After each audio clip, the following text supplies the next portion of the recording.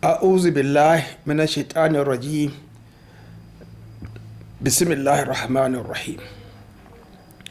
My brothers, let us understand what Islam is.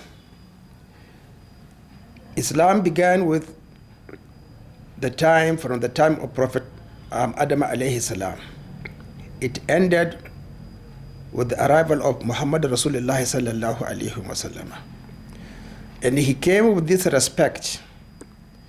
If a situation arises, he will ask at that particular time the people of the book, the Jews, and in one particular from one particular clan, the Levites, because they were the masters of the Shari'ia of Prophet Musa alayhi salam. And the Shari'ia of Muhammad Rasulullah sallallahu alayhi wasallam has its base in the Torah. So, logically, if you want to ask about any crime, try to know the period it was committed. And then Muhammad Rasulullah sallallahu alayhi wasallam will refer you to those people to hear from the truth from what happened through their prophets or messengers. So, in case of Sodomy, go and ask the people of Prophet Lut alayhi salam. And this happened in the book of Genesis, meaning it was pre-Moses, Prophet Musa alayhi salam, pre the book of Exodus, the law and the both written and oral. I read in the Bible somewhere else, probably in the book, in the Kings or Judges, about Sodomy, only mentioned, I think, in the Old Testament.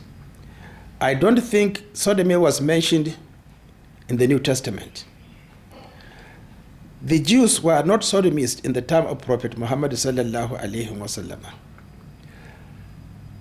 for they could have committed it, and then the Shari'ia will be passed on the basis of what it was passed in that period, in the period of Prophet Musa alayhi salam, from a particular prophet or through a particular prophet not mentioned. So Sodomy was not known in the time of Prophet Muhammad sallallahu alayhi wasallam, but they said it was committed in the time of the Caliph Ali ibn Abi Talib, and because of the seriousness of the crime, they said he banned. I don't think he would do that one. So, my brothers, if you are a sodomist, don't ask anybody in the law of Prophet Muhammad sallallahu alaihi wasallam, because he relied on what was revealed to Rasulullah sallallahu alaihi wasallam, and not the Shari'ia of Prophet Muhammad sallallahu alaihi wasallam. So, since there was no Sodomy, the Shari'ia must be maintained as it was in the time of Prophet Lut alayhi salam. Muhammad Rasulullah never changed a Shari'ia unless by the permission of Allah subhanahu wa ta'ala. This is what you should be clearly transmitted to you. Don't ask us, don't ask we Muslims about the Sharia of Sodomy. It refers back to time of Prophet Nuh alayhi salam, Lut alayhi salam. So go and trace where it was done. Do a lot of excavations. Probably you may find something archaeologically relating to that particular period, and that's the best answer. What we shall advise you is, don't to commit crime exceedingly openly, provoking the Lord of the universe.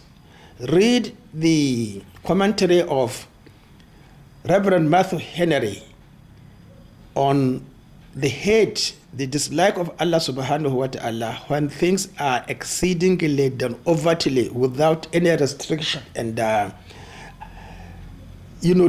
regard of the authority of Allah. Read his commentary in the book of Genesis, from his book